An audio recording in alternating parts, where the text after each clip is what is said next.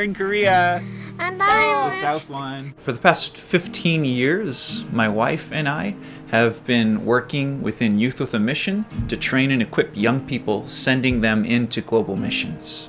We do this through the Discipleship Training School and through one-on-one discipleship. Over 1.5 million students have gone through Youth with a Mission's Discipleship Training School program worldwide, and we have a presence in over 180 nations in over 600 bases. For the past 2 years, my family has... For 2.5 years, my family's been serving YWAM in Seoul, Korea. We're working with CMK, that's Campus Ministry Korea.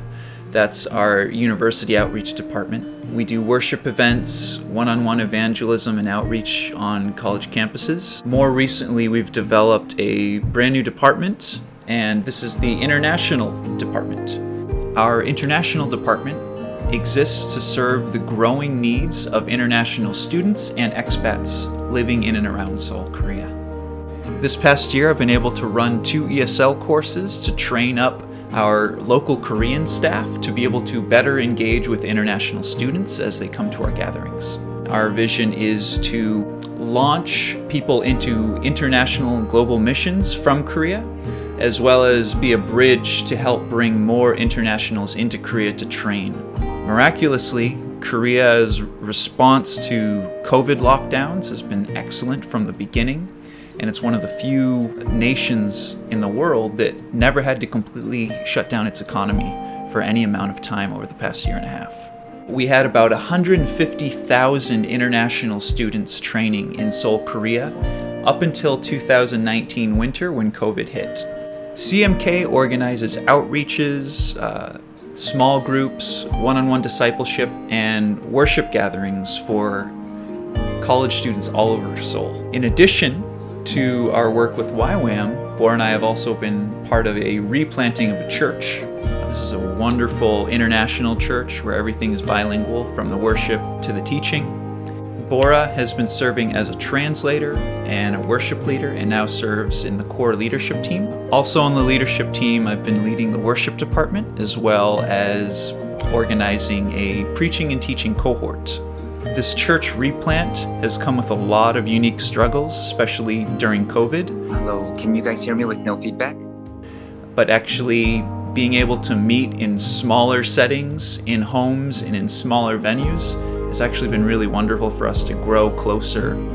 We actually saw over 10 people from our community step up and teach, some of them teaching for the very first time in a Sunday setting.